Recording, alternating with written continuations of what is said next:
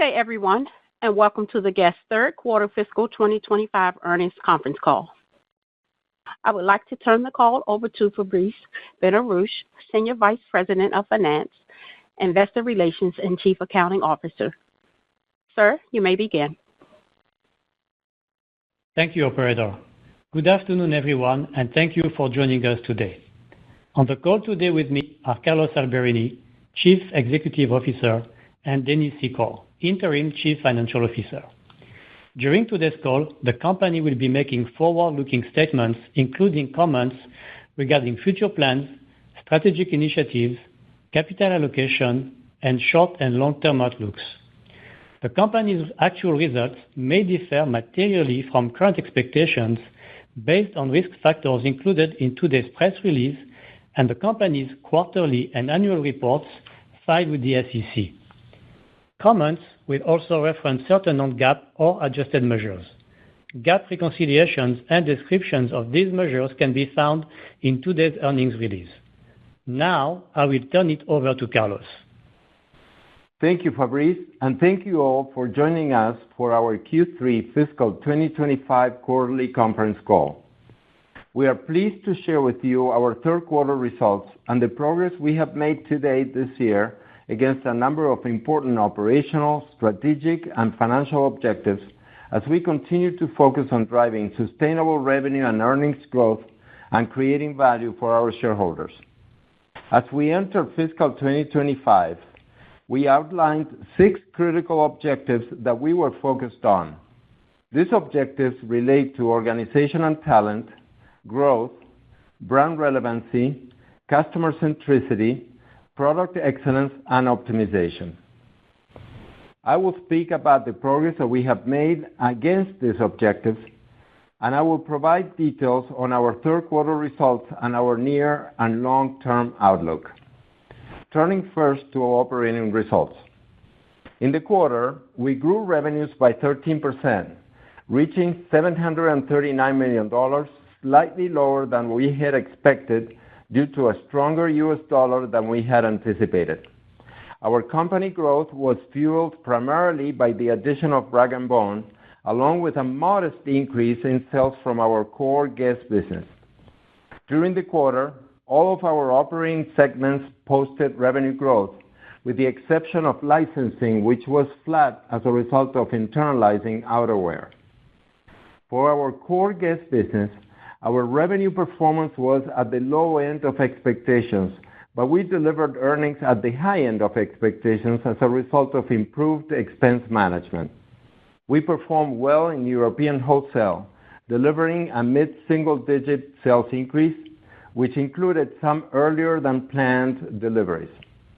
Growth was even stronger in the Americas wholesale business, with sales increasing roughly 25%, as this business benefited from internalizing outerwear. In European retail, we experienced a similar sales trend as in the second quarter and performed at the lower end of our expectations. We overcame softer store traffic with stronger conversion and higher AURs, yielding a positive comp. In Asia, our core GES business declined slightly with softness in our South Korea and China businesses. Asia did not meet expectations in the quarter. Our GES Americas retail business also missed our expectations, and the business remained particularly challenging. Store traffic remains under pressure, yielding comp sales declines. We believe our fall product is strong, and we have made sure that the collection is well represented in our stores in the region, including a strong presentation of global best sellers. We also believe that enhancing our marketing and customer engagement efforts is critical to turning this business around, and we are actively working on this opportunity for the holidays as we speak. In addition, we are evaluating our pricing strategy given current consumer sentiments and the competitive promotional environment. Moving next to our product performance, we experienced different performance levels across each region. In Europe, accessories, women's apparel, and footwear all delivered sales increases, while we experienced declines in both our men's apparel and Marciano businesses.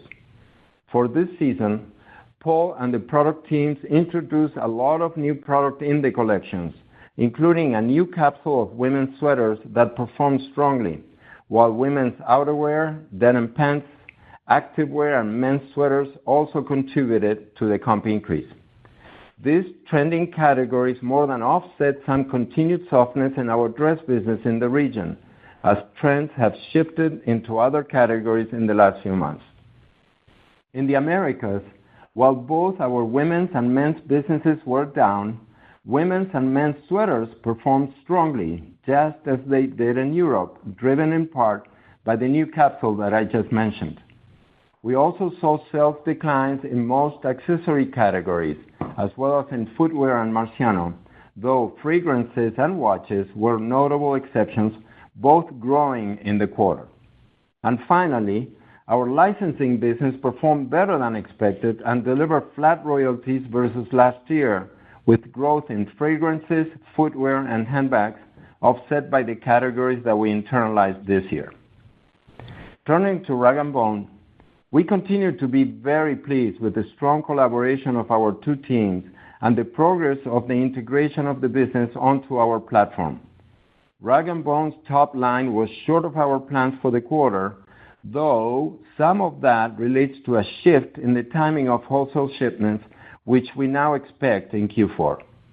Overall, the business remains on a solid trajectory, and its direct-to-consumer trends were particularly strong in October. Thus far for the year, the Rag & Bone brand is delivering double-digit sales growth against its prior year numbers. Rag & Bone's team, led by Andrew Rosen as executive chair of the brand and working in strong collaboration with Paul, is delivering solid growth for the company, and many initiatives are now in progress to expand the business through new stores, product category, and international expansion. Regarding third quarter total company margins, we delivered gross margin of 43.6%, consistent with our expectations going into the quarter. Turning to total company SG&A, we managed expenses well during the quarter. About 3/4 of our year-over-year expense increase in the third quarter was to support our near and longer-term growth objectives. As we had planned, we significantly increased our marketing and advertising investments, roughly an 85% increase against last year's third quarter. This growth includes increased investments in our Guess brand, investments in Rag & Bone domestically and abroad, and in Guess Jeans. These investments are primarily directed to build stronger brand awareness and enhance our engagement with our customers. In the quarter, we delivered adjusted operating profit of $43 million and an adjusted operating margin of 5.8%, both within the range of our expectations. And we delivered adjusted earnings per share of 34 cents, also consistent with expectations in spite of a higher adjusted income tax rate for the period. Which brings me to our outlook. We are now adjusting our outlook for the year to incorporate our recent trends as well as external factors like currencies, freight costs, and taxes outside our control but very impactful to our results. When we last provided our outlook, we had expected some stabilization in our retail businesses and an environment where we could manage promotions more tightly than last year. But with the softness that we experienced in the third quarter, primarily in North America and in Asia, we are adjusting our fourth quarter revenue outlook to reflect that softness and a consumer who is clearly more sensitive to price. We are also adjusting our promotional plans for the holiday season, given the customer's price sensitivity and our expectations of the overall competitive landscape. Freight costs, which have been volatile all year given the Red Sea crisis, also moved against us again, and that too will negatively impact Q4. On currencies, the recent strengthening of the US dollar will put further pressure on Q4 revenues and margins. And last, we expect the lower earnings will result in a higher income tax rate for the year. As a result, We now expect full-year revenues at or slightly below $3 billion, growing between 7% and 8%, and we have updated our adjusted EPS outlook for the year to a range of $1.85 to $2. Dennis will take you through our outlook in more detail in just a few minutes. So let me now pivot and talk about the future as we continue to make progress against a number of important operational and strategic objectives.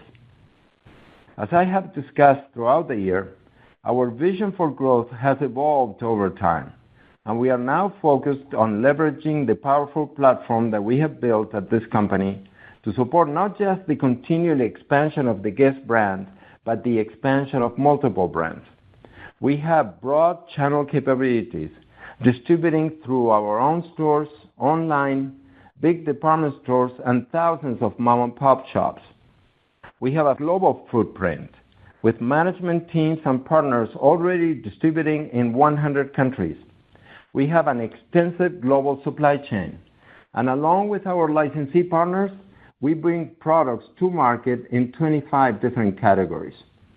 Our platform enables us to do things that others simply cannot do, from expanding regional brands globally to transforming monocategory brands into lifestyle brands. As we look forward to further leverage our platform model, we continue to be focused on our key objectives, and I will now elaborate on two of these: growth and marketing. Underlying all of this is our ongoing commitment to product excellence and optimization of our operations to drive efficiencies. Let me start with growth. As I just said, we continue to see great opportunities for growth with our Guess brand, as well as with both Rag & Bone and Guess Jeans. Rag & Bone was already on a solid growth trajectory when we acquired it. In collaboration with our partners, Yehuda Schmidman and his WHP global team, our goal is to accelerate that growth with all the fuel that our platform brings. And that acceleration is already happening.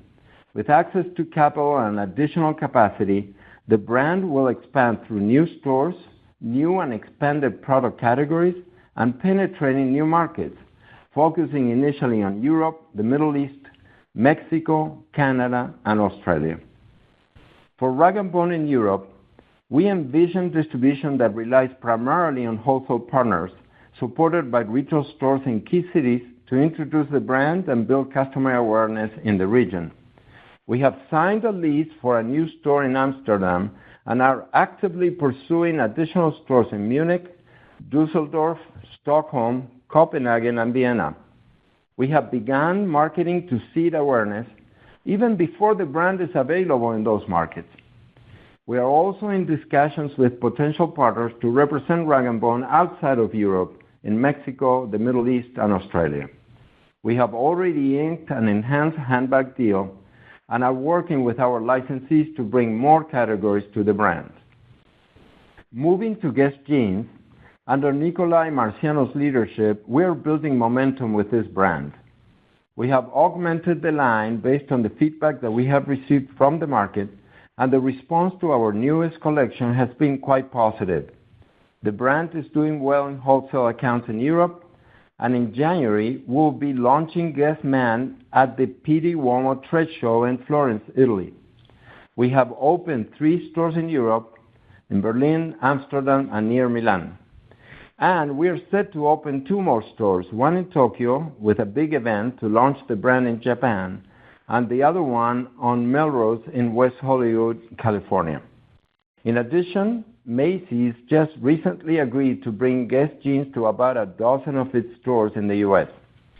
For Guess in Europe, as we assess our category development, the competitive environment in the region, and our brand positioning, we see significant opportunities to grow, specifically in the handbags and footwear business, outerwear and sweaters, women's and men's apparel, denim, athleisure, and various accessories for both women and men, including fragrances and luggage.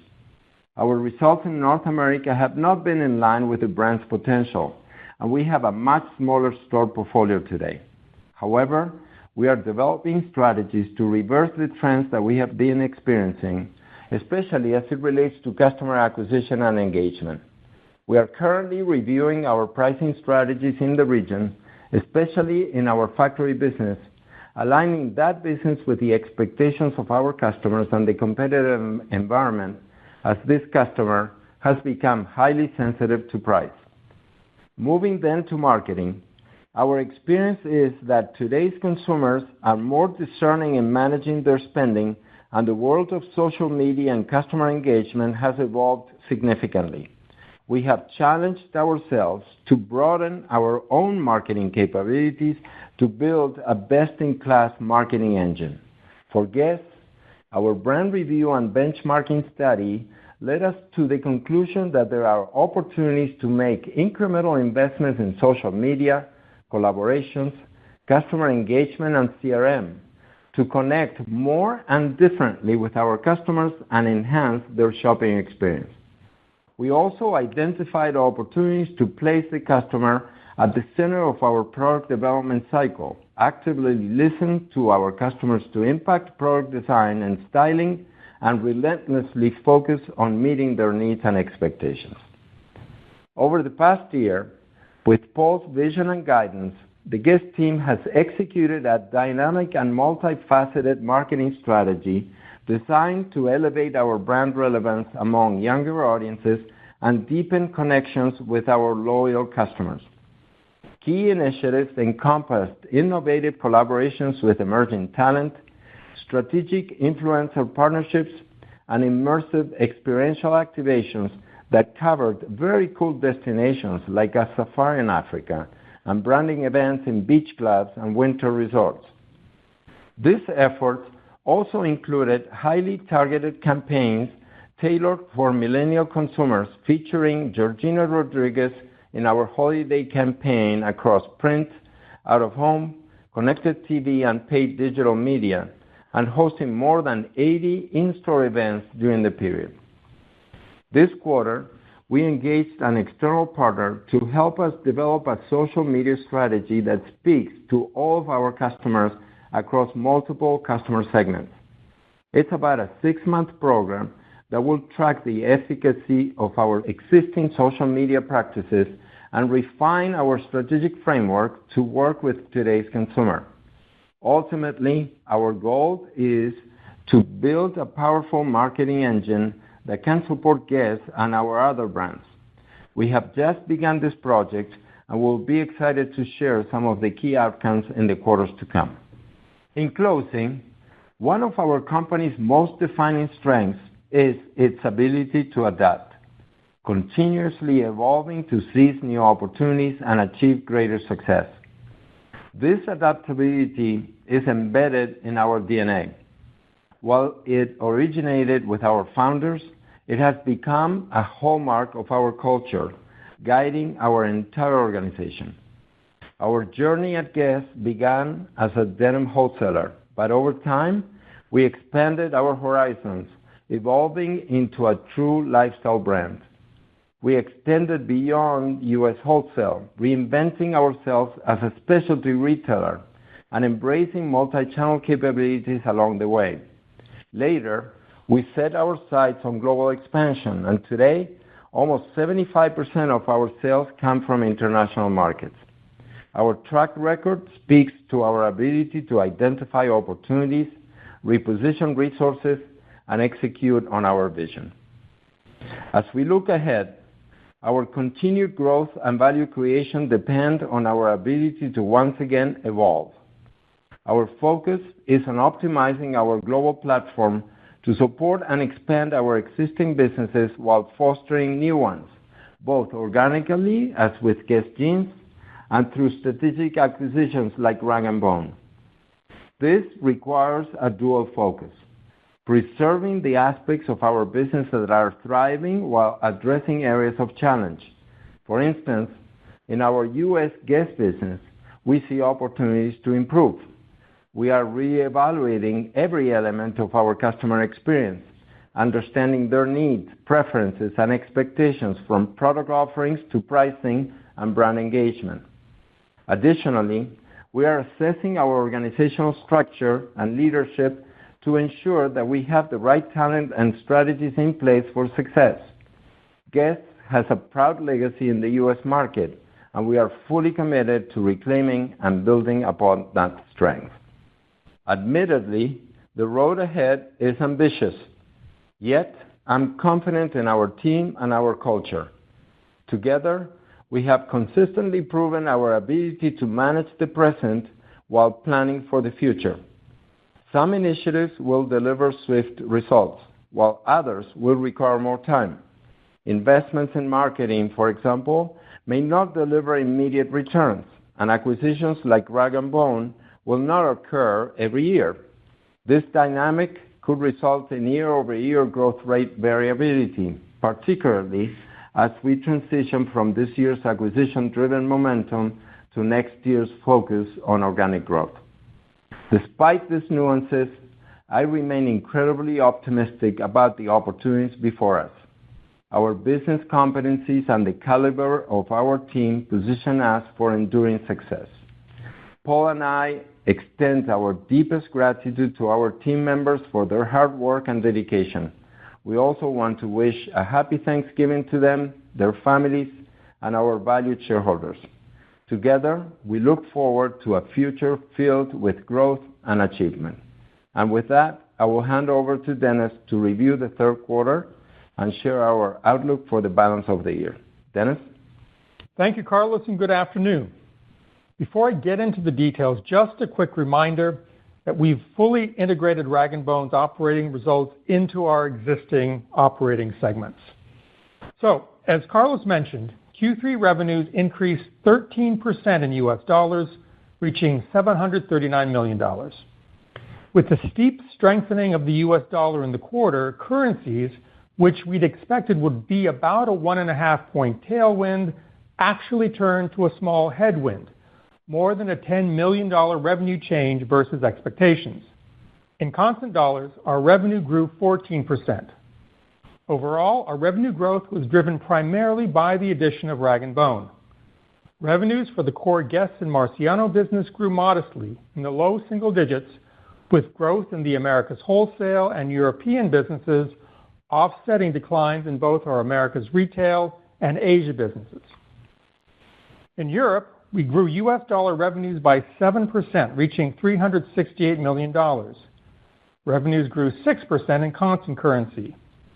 Retail comps, including e-com, increased 8% in U.S. dollars and 7% in constant currency. As has been the case for several quarters, Turkey's hyperinflation had a meaningful impact on those comps. Excluding Turkey, that constant dollar comp increase would have been 5%. In our stores, we delivered a constant currency comp increase of 5%. As Carlos highlighted, we did experience softer traffic to our stores compared with a year ago, though a sequential improvement over the second quarter. Improved conversion and a higher AUR more than offset the small traffic decline to drive the positive comp. Our e-com business improved sequentially with a 16% constant currency comp increase. Our European wholesale business continues to perform well, with revenue growth in the mid-single digits. In fact, we shipped more in the quarter than we had anticipated to support the solid sales momentum in our customers' businesses. The operating margin in our European business was 8.8%, 150 basis points lower than a year ago, driven by higher selling, occupancy, and infrastructure costs, and increased marketing investments, all of which more than offset better product margins, mainly driven by a lower level of markdowns. In Americas retail, revenues grew 12%, reaching $173 million. In constant dollars, the growth was 14%. Similar to last quarter, the segment's growth was driven by the addition of Rag & Bone's retail business, more than offsetting the declines from the core GES business. Traffic headwinds, coupled with the decline in conversion, resulted in an overall 14% constant currency comp decline in our U.S. and Canadian stores. Including e-com, the comp decline was 15%. Americas retail posted an operating loss margin of 4.3%, roughly a 10-point decline from last year's third quarter. That margin decline was driven primarily by deleverage on the fixed cost base given the comp declines, along with higher expenses, including store occupancy costs. In Americas Wholesale, revenues increased by 79% in US dollars to $99 million, driven by the addition of Rag & Bone, along with higher shipments in the U.S. The revenue increase in constant dollars was 83%. The growth in the U.S. GES business was driven by the direct operation of our outerwear business, which last year was operated as a licensed business, and increased shipments to off-price accounts. Operating margin was 25.7%, 340 basis points lower than last year's Q3, driven mainly by the addition of Rag & Bone. In Asia, revenues increased 2% in US dollars to $65 million. In constant currency, revenues also grew 2%. Growth from India and Rag & Bone was partially offset by declines in most of our Asian businesses, including South Korea and China, where traffic to our retail stores remains under pressure. Retail comps, including e-com for the region, decreased 16% in constant currency. Our operating loss margin in Asia was 2%, compared to a 1% operating profit margin in last year's third quarter, a negative 3-point change due mainly to lower product margins and negative comps. And finally, our licensing segment revenues were flat, despite the internalization of our outerwear business. Segment operating margin was 91.8%. In the third quarter, total company gross margin reached 43.6%, 110 basis points below a year earlier. With the softness in our business coming from retail, which carries a higher product margin, channel mix was the biggest headwind to gross margins, along with occupancy deleverage given comp headwinds. Partially offsetting that was an improved IMU and fewer markdowns. Adjusted SG&A expenses for the quarter increased 20% to $279 million. The most significant drivers of this change resulted from our acquisition of Rag & Bone, as well as the incremental marketing investments that we're making to increase the exposure of the GES brand and to build awareness for our new GES Jeans brand. To reiterate Carlos's point, 77% of this expense increase results from these two items. In addition, we increased infrastructure expenses in both North America and Europe. Partially offsetting these increases was a lower level of performance-based compensation given this year's expected performance. For the quarter, our adjusted SG&A rate increased 2 points to 37.8%. In the quarter, our adjusted operating profit totaled $43 million, and with the lower gross margin and higher SG&A rate, our adjusted operating margin declined 310 basis points to 5.8%. Just as the recent strengthening US dollar affected our top line, it also negatively impacted our operating profit expectations by $3 million. In the quarter, we recorded an adjusted effective tax rate of 36.6%.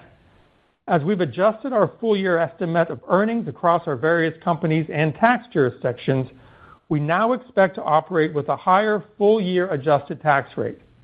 Therefore, our third quarter tax provision includes the accrual associated with third quarter earnings, along with the adjustment for the first half of the year.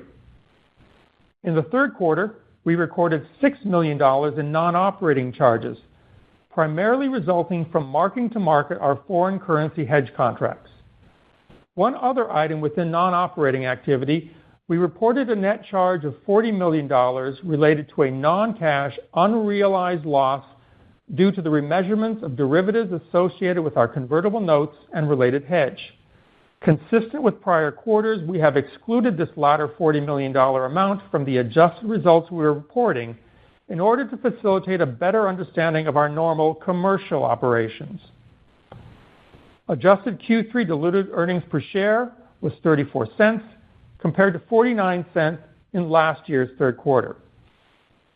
Moving now to the balance sheet. Our inventories were $676 million at the end of the quarter, up 20% from a year ago. Our investment in inventory includes Rag & Bone's inventory, which we did not own last year. That represents half of the growth. In addition, given the Red Sea crisis, we've taken steps to protect our European business and preserve deliveries to our customers. One consequence of this is the higher freight cost that Carlos discussed. In addition, we've accelerated deliveries from our suppliers, not ordering more, just taking delivery sooner. Most of that inventory was in transit to our warehouses at the end of the quarter. Those in-transit inventories represent about 8 points of the growth. Factoring out those two discrete investments, inventories were up in the very low single digits. For the first 9 months of the year, capital expenditures were roughly $64 million, mainly driven by investments in store remodels and openings and technology.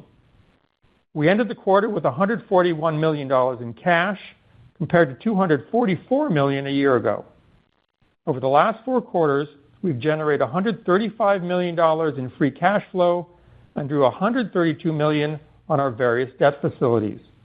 We repaid $33 million on our convertible notes, paid $184 million in dividends, repurchased $82 million of our common stock, and paid $57 million to acquire Rag & Bone.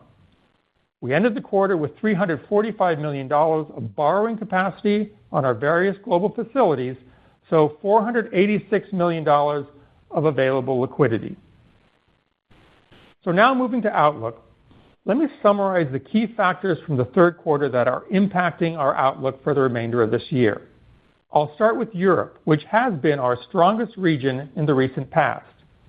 As we shared before, in our wholesale business, we believe we have been gaining share among our wholesale accounts, bolstered by the performance of our brand in their stores and our reliability as a partner to deliver product despite the many challenges of the recent past, COVID, the supply chain crisis, and now the Red Sea. Our Spring-Summer 25 order book finished up 10%, and despite having one less selling week this year, we expect to deliver top-line growth for the full year. So we continue to be quite pleased with this business. As I said earlier, we were able to deliver more of the current season in the third quarter than we had anticipated, so that will have an offsetting effect on our fourth quarter revenues. In European retail, our business generally performed in line, though at the lower end of our expectations, and our expected comp performance for this business remains largely unchanged for the fourth quarter. Also, as Carlos alluded, we anticipate now that freight costs will be higher to support our fourth quarter business, both because of higher ocean charges as well as additional air freight. These incremental freight headwinds, which we estimate in the $5 million range, will have the most consequential effect on our European business. Moving to North America, as you heard from Carlos, we were disappointed with the performance of our retail business in the third quarter. Traffic headwinds became stronger in the quarter, both in the U.S. and in Canada, and we were unable to convert that traffic better than we had in the past. We believe, given that inflation and economic concerns have been top-of-mind issues for consumers, especially in the United States, we are seeing this reflected in our customers as they shop. We expect that this dynamic will persist in the fourth quarter. As Carlos also shared, we're re-examining our pricing and promotional activity for the fourth quarter and expect that all these factors will now impact our top line and margin expectations for this business. In Asia, especially in South Korea, we experience a similar dynamic to the U.S. and are also adjusting our expectations for fourth quarter revenues and margins. And now to currencies. In the past 3 months, the U.S. dollar has strengthened significantly against virtually all of the major currencies in which we operate. As example, since August, the U.S. dollar has appreciated about 5.5% against both the euro and Swiss franc. Against our prior expectations, the stronger U.S. dollar, assuming it remains at roughly prevailing rates, will consume about $45 million in full-year revenues and about $10 million in operating profit for the full year, both including the third quarter impact I mentioned a moment ago. Therefore, based on these factors, we have updated our outlook for the full year. We're adjusting our revenue expectations by roughly $70 to $80 million and now expect revenue growth in the range between 7% and 8%. More than half of that change reflects the impact of the stronger U.S. dollar. with the balance reflecting the impact of weaker retail trends in North America and Asia. We now expect full-year adjusted operating margin between 6.2% and 6.5%, reflecting roughly a $35 to $45 million operating profit reduction from our prior expectations. The combined effects of the stronger U.S. dollar and higher freight costs result in about a third of that reduction, with the balance being driven by the lower expected sales and margins from our retail businesses. Given the higher expected adjusted tax rate, along with the third quarter non-operating charges, we have updated our outlook for adjusted EPS in the range of $1.85 to $2. For the fourth quarter, we expect revenue growth in the range between 2.2% and 5.4%, adjusted operating margin in the range of 12.2% and 13%, and adjusted EPS in the range of $1.37 to $1.52. As you look at our Q4 outlook, there are a few factors to consider. First, the fourth quarter last year included an extra week. The negative impact of that extra week on this year's fourth quarter growth rates is roughly 5 points. Also, given its large wholesale mix, Rag & Bone's largest selling quarter is typically the third, unlike the fourth quarter for our core GES business. Therefore, Rag & Bone, in this first year of the acquisition, will naturally contribute more to third quarter growth rates than to the fourth quarter growth rate, about 3 points more. Rag & Bone still contributes meaningfully to our Q4 growth, just not as much as it did in Q3. This all should normalize once we fully anniversary the acquisition. Adjusting for these two factors should give you some additional insight into the sequential business trends. The Q4 operating earnings comparison to last year is similarly clouded by last year's extra week as well as by currencies.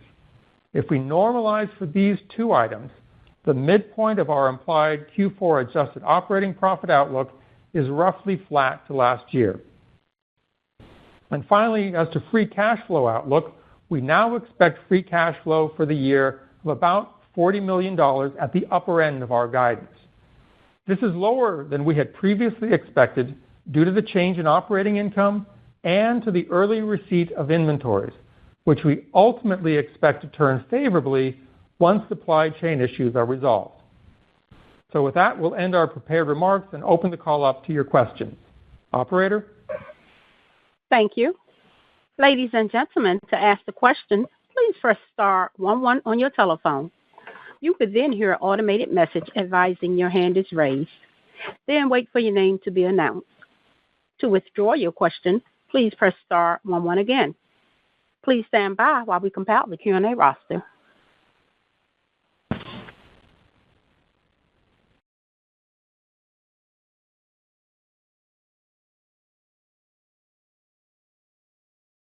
Our first question comes from the line of Mauricio Serna with UBS. Your line is open. Hello. Yes, good afternoon. Thanks for taking our questions. Just wanted to get a better sense if you could bridge a little bit more, like, how are you thinking about the Q4 revenue growth? Maybe I'm very interested in hearing, like, the impact from the Europe wholesale shipment. How much of that are you seeing? And then in terms of if we think about, the long-term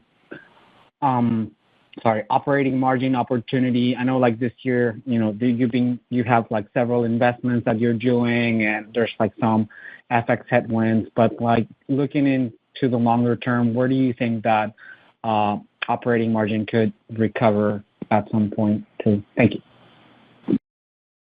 Hi, Mauricio. This is Carlos. I'm going to start, and then Dennis will talk more about the bridge that you're asking. But, we were pleased with third quarter.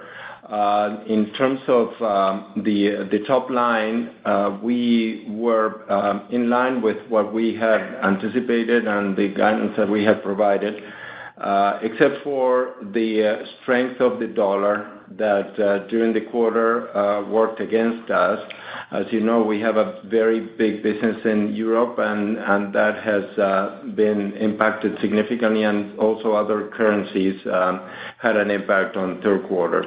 So for that reason, we were at the low end of that guidance gap.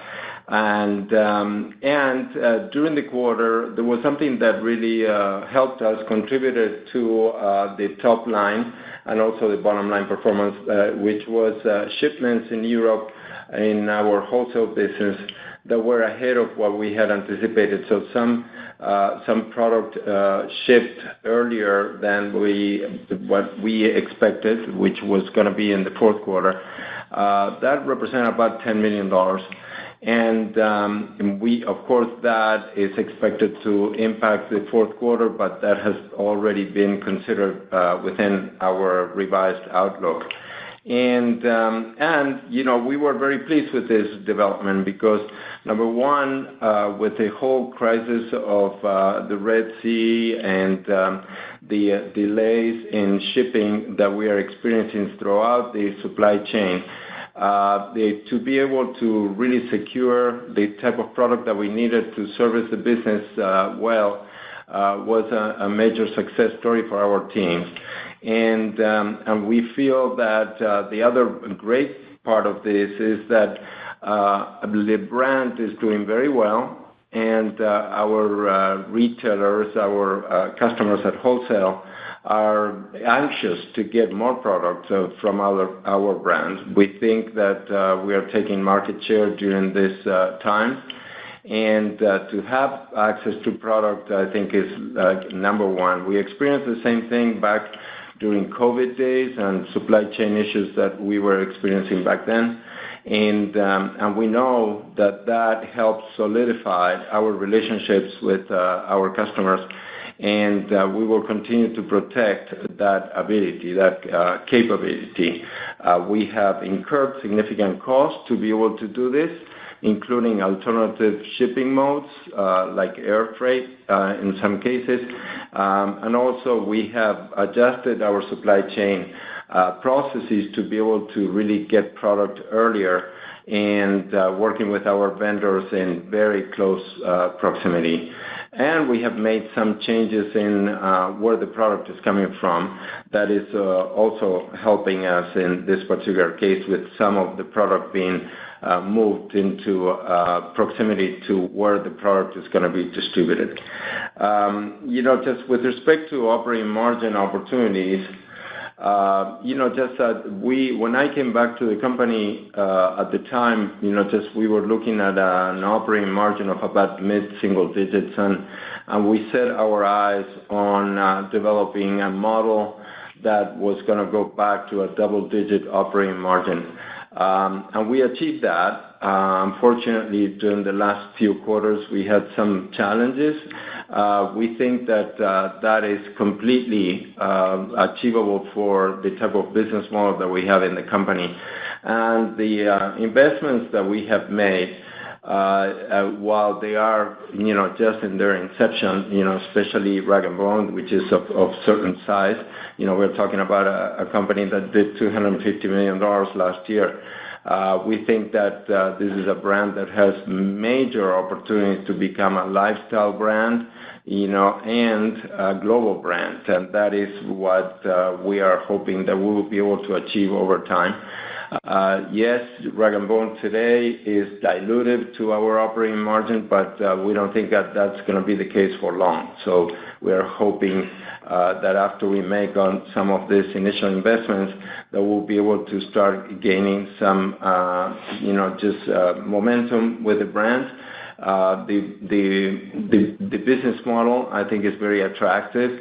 We see, all of their stores are doing really well in terms of four-wall EBITDA contribution, and we feel that this should be a contributor to margin as opposed to a dilutive factor over time. So, double-digit operating margin is definitely within our sights, and I'm not saying that that's going to happen next year, but we don't see any limiting factors to be able to accomplish that with this company, especially considering that we are, collecting over $100 million in royalties every year with a 90% operating margin. So a lot of opportunity there. Dennis? Yeah, onto the fourth quarter bridge. If you think about last fourth quarter against this Q4, you first have to start. There's some fairly sizable and significant non-comp issues. A couple I mentioned in the prepared remarks. You've got last year had the extra week. Obviously, that creates a headwind as well as currency. So those combine, to be a high single-digit sort of headwind going into the quarter. Then you've got contributing rag and bone. Obviously, it's a non-comp event going the other way. We get all that top line in the quarter, and the rest is the organic business, which net you still get some level of growth. Similar to the third quarter, we're seeing growth coming from Europe. The wholesale business should be a strong contributor to our growth. As we said, the spring-summer order book was up in the 10% range. So, notwithstanding the fact that we're going to have one fewer selling week in the year, we still see the European wholesale business growing. We still have tailwinds coming from the European retail business and the e-com business. The challenges are, as they were in the third quarter, here and in Asia, where we've got some headwinds in the retail business. The wholesale business in America also should be a contributor as we've internalized rather the outerwear business here. So I think those are the large drivers. And then just to remind you what we said in the prepared remarks, if you look at last year on the bottom line, the operating earnings line, and you factor out the extra week and the currency, you get to in the midpoint of our guidance, you get to roughly a flat operating profit level year over year. Yeah, and this is after making additional investments in marketing, which are significant. Just you saw the change over our marketing investment last year. This year we're talking about a rather significant number. We are very convinced that there is a big opportunity for us to really regain top-line momentum by investing in marketing overall. So we're doing this in a very surgical way, and we are seeking some advice from some experts on social media, and all those projects are ongoing. And I think that the team did a very good job during the last few months, just increasing the intensity of the kind of activities where we are investing, including a lot of influencer programs and experiential activations. We are doing a lot in targeted campaigns for a very specific consumer group. Georgina Rodriguez did another campaign with us. Paul has been, just working with that team now for some time. Georgina continues to gain in popularity. She has over 64 million followers in Instagram. She's on her third season with Netflix, doing a great job with that.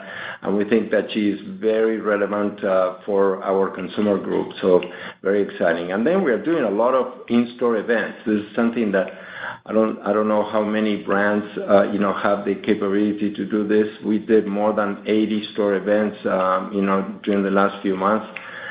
We think that these are very, very powerful. We just did one in Vegas this past Saturday, for example. The store was up 60% for the day, just to give you an idea of how powerful these moves are. And then, in terms of also investing in loyalty, we just launched a new loyalty program in Europe. We just tested 2 countries, Poland and Italy, as pilot tests. and our plan is to go into several other countries in Q1 next year. But we are excited about this program. We think that this is very unique. It's truly omni-channel, the program. This is going to cater to a overall customer in Europe. So, we take the Eurozone as our field, and people are going to be able to redeem points or whatever we do in any one of those countries. So you don't have to be limited to your country of origin or where you live. And we think that this is going to be powerful as well. The program is also integrated with our clienteling app in store, so then we can offer a better experience and service our customers with a full set of tools. So I'll stop there. Thank you, Mauricio. Thank you, and best of luck. Thank you. Ladies and gentlemen, as a reminder to ask the question, please press star 11 on your telephone. Please stand by for our next question. Our next question comes from the line of Eric Beder with Small Capital Consumer Research. Your line is open. Hi, Good Eric. afternoon. So I want to step back and think about this. So if I look at the overarching kind of shifts in the GES brand, it has been over the last few years a shift to a universal product and a shift to elevate the brand in terms of products, in terms of way you do the stores, in terms of way you interact with the customer. And if you look at Europe, that's been a huge success for this.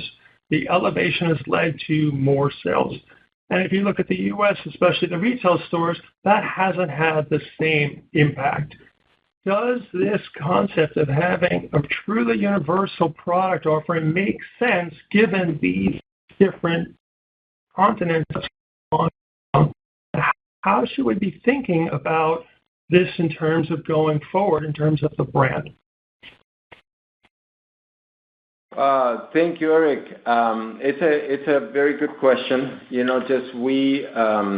We have done this, what you call universal product line. We call it the global line of product, which we have implemented for all our product categories, which are 25 of them.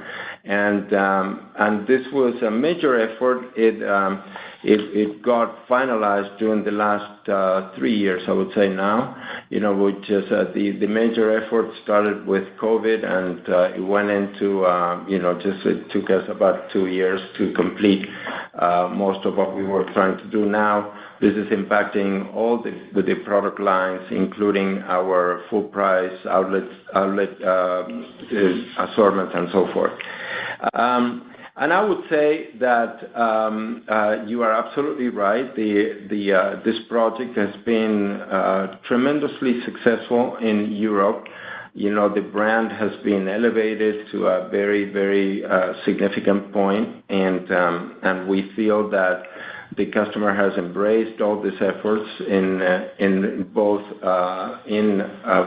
full price and also in our wholesale business and also in our e-commerce business. We always said that the brand was perceived at a much higher level in Europe than it was in our U.S. business, and that we think has been the result of a lot of promotional activities in this market. And we think that because we had a long legacy in wholesale within department stores, and many of our other brands that are in our space were kind of like, just competing on the same floors, on the same locations. It became more a price competition as opposed to, just the uniqueness of the product that was being offered to the customer. And we think that had an impact on how the brand was perceived. But we feel that over time, we have been turning that. We have a very limited offering now. We're talking about closing this year with about 55 stores in North America. That includes both U.S. and Canada that I'm talking about.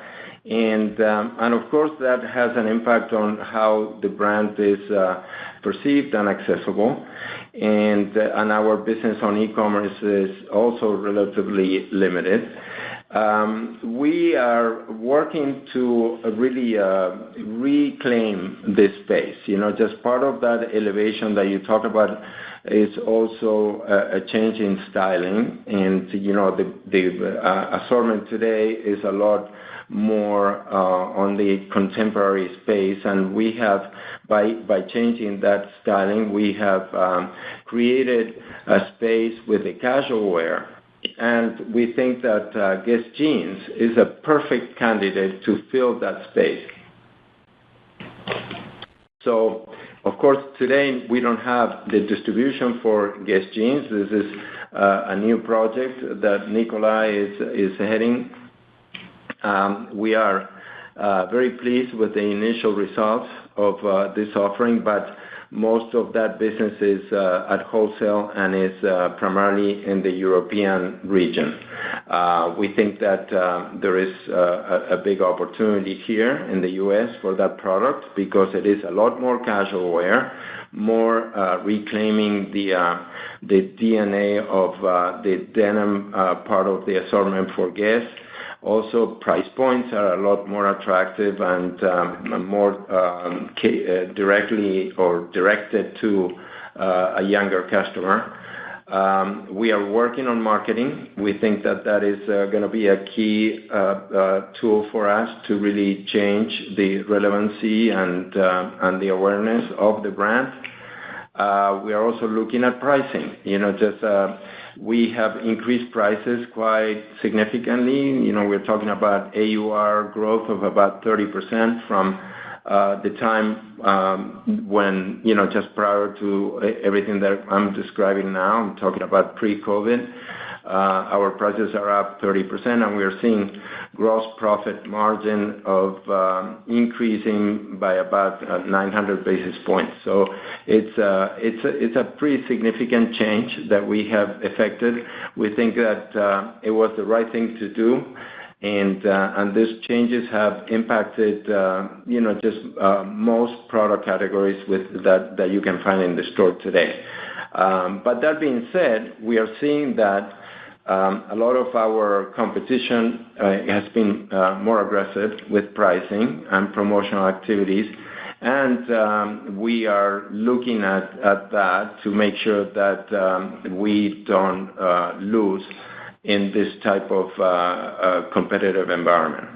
And we feel that we definitely have the room because we have created that room through the price increases. But we want to make sure that we continue to run the business with that feeling that the brand is more elevated. We're putting more quality into the garments. We are doing a lot of things that are, driving improvements in sustainability. We are doing a lot of things that we think are key for the customer that is really interested in our products. And we feel that, just creating big opportunities in key categories like, just what we have with outerwear, what we have in our accessories world. This is a company that does about 45% of the business with accessories. 55% only is apparel. And we feel that that is very unique. We have a big handbag business. We have, strong businesses with, products in other apparel categories. We think that going back to Guess Jeans can help us to develop further our men's business that has been, just contracting during the last few years. So we see a lot of opportunity here. Obviously, we cannot do everything at once, But we think that the brand has a big place here in the U.S. and Canada, and we plan to go back and rebuild it. Okay. And I'm going to ask the obligatory tariffs question. Obviously, you have a much wider international base than most other companies that have U.S. operations. How is your ability to respond if the government raises tariffs on goods from Asia and China? Thank you, and good luck for the holiday season. Yeah, thank you, Eric. Well, of course, we are looking at tariffs, and we are looking at our, sourcing. We have done a lot of work to really reduce our dependency on China during the last few years. We have a very strong team in Europe that leads all these efforts, and they have done a great job in reducing that. And what we do have today, we think that there is plenty of flexibility to move the sourcing to other places, and we are looking into that as we speak. That being said, of course, there are some products and some categories where the Chinese vendors are very strong at, and we have to be very careful. We still don't want to compromise the quality and the make of the products that we do make. So definitely we're going to be watching for this. And then there are some other parts, I just read about Mexico being, just another target here for tariffs. We do not have significant sourcing now, but there are a few categories that we depend on Mexico, and we may have to look at other alternative sources. And we are not concerned about that because, just the business is, can depend more on South America and other parts. We do, especially in the type of product that we bring from Mexico. So overall, just definitely this is going to be, more challenging, but because of all the work that has been done during the last few years, we don't see this as a very significant issue. There are some categories where things are more challenging, but we are looking at those as well. Thank you. Good luck for the holiday season. Thank you, Eric. Thank you. Ladies and gentlemen, at this time, I would like to now turn the call back over to Carlos for closing remarks. Thank you, operator.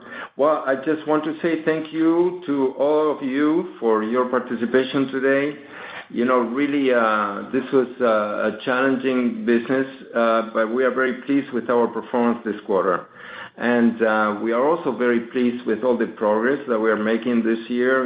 We feel that the company is going through a period of transformation. We are making significant investments to create value for our shareholders in the long term. We are well positioned for the future. We believe that we have all the tools to really bring a lot of value, and we are very excited about our opportunities. So we wish you all a very happy Thanksgiving with your families, your friends, and we look forward to reconnecting for our year-end report. So have a great day, and thank you again for your participation.